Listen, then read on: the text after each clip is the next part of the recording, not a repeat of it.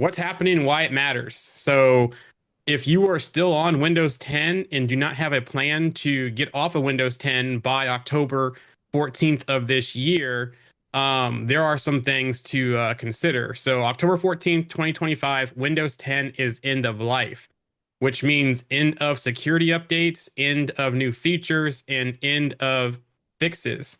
Windows 10 will continue to live on, and you can still run it, but you are leaving yourself and your organization in a vulnerable place because you're not going to have any kind of fixes, any kind of security updates, which is going to impact your environment from a security footprint, but also to a user productivity as well if there's something in the OS that causes problems that is not patched for. Now, you can pay and get extended security updates to the ESU program, but that is going to cost you.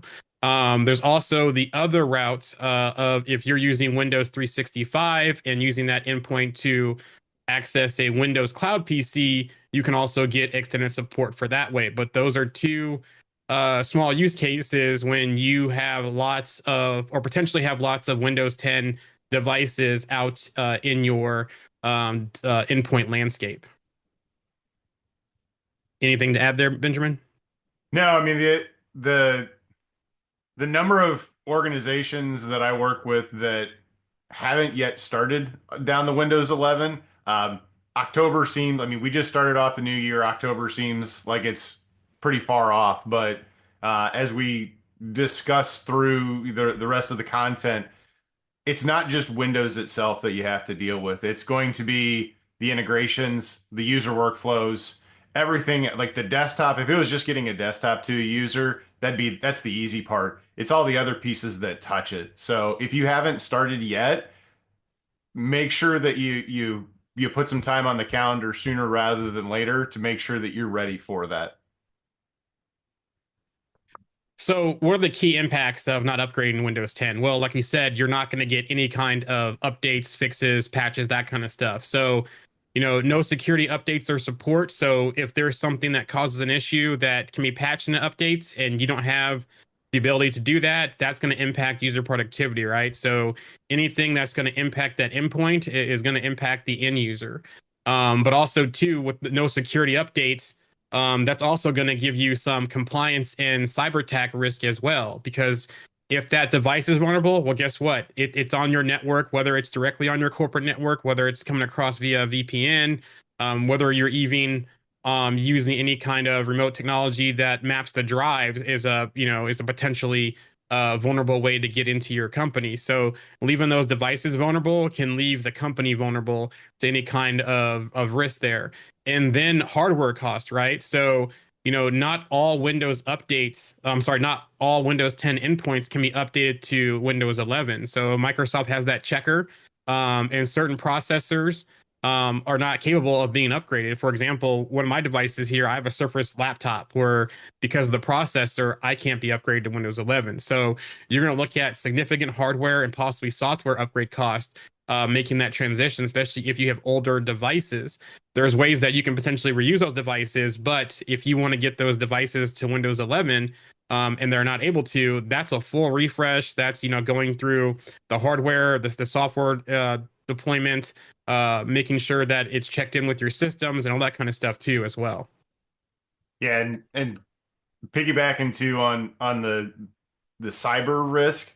I mean, I think last year showed us that nobody's immune. The number of healthcare companies that were getting picked off by threat actors left and right, and the endpoint. I mean, it's truly the most vulnerable piece because it has the most exposure both technologically and physically. I mean, if that gets left in a coffee shop, if it gets dropped out of a bag at an airport or something like that, now anybody has access to it. So, certainly the costs are not cheap for going through and paying for either the extended updates or getting to Windows 11, but the cost of, for publicity for your company having to publicly announce that you've been breached or you've had data in, unauthorized access and then having to pay for customers security monitoring, credit monitoring. those that full picture of the costs really need to be taken into account.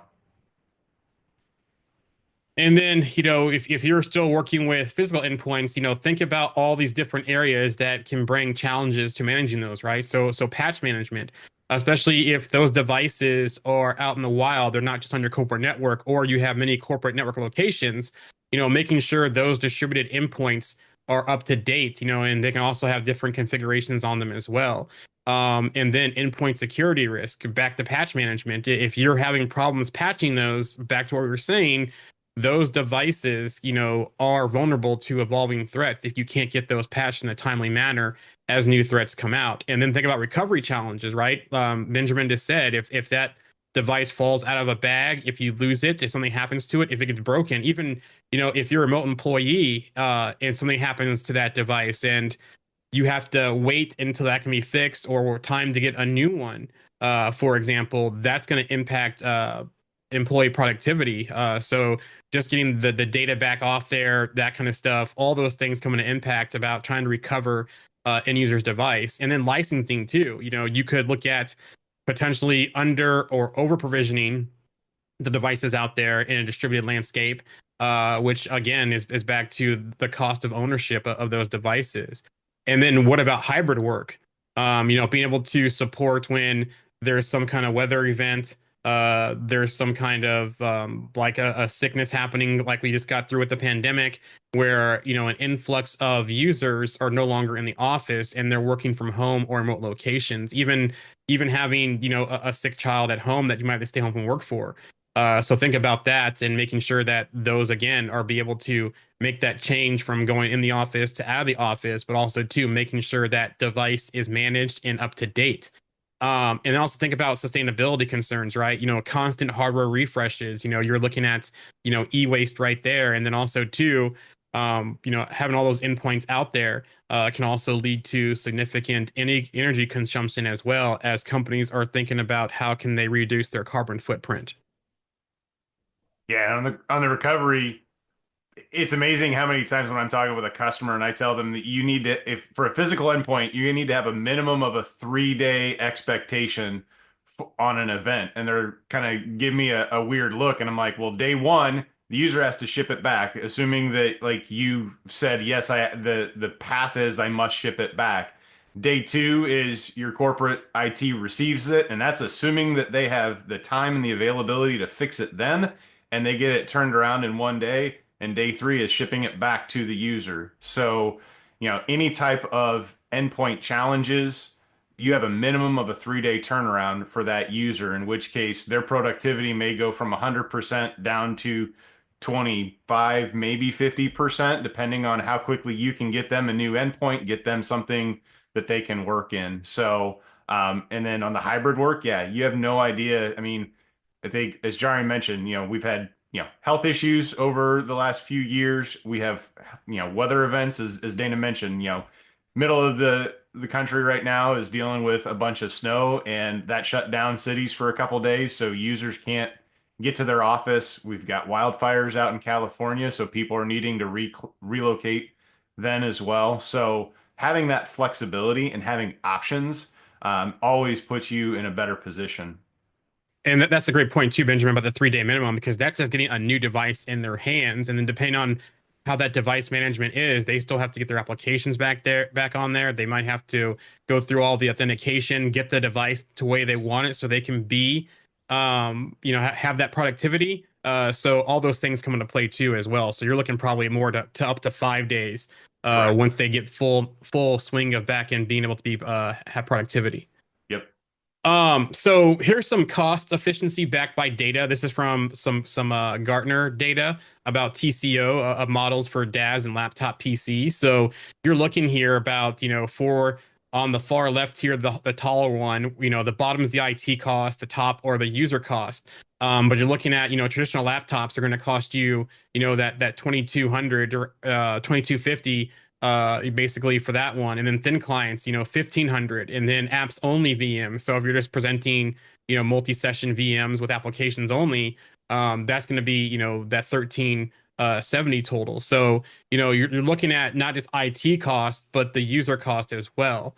And then, thinking about savings for these that type of things, there's technologies out there where you can repurpose those as thin clients or low or replace them with low cost thin clients too. But that still comes with some kind of cost as well. But the nice thing is that if you can repurpose those thin clients, that's going to help you with some of the savings there. But also too, as you get into those low cost thin clients, you're lowering the energy consumption as well, which is going to be reduced IT overhead for the management, but also it's going to help you with those energy consumption costs also. Yeah, and a lot of times, the big thing is not looking at just the acquisition costs. I see too many that will say, "Well, I can get this laptop for $1,500, and if I do all of this infrastructure, it's going to cost me $1,700 per user." And it's one of those that, okay, that is the initial cost, but let's assume at least a 3-year life cycle on these things. What's that long-term co cost going to be and the user impact? I mean, we talked about, like, let's assume that they have some sort of an event, hardware failure in there, then you have the shipping costs for both their device as well as their replacement device, the downtime, um, the unexpected things. CrowdStrike sending out an update that somehow now we have to touch every single endpoint. I mean, I can't tell you how many customers I had on their VDI environment. They roll back the image and they're back up and going within hours versus, major corporations were down for days before they were able to touch all those endpoints. So it's those ongoing costs of and that distance from where the support is to where the user is that really puts in some additional cost.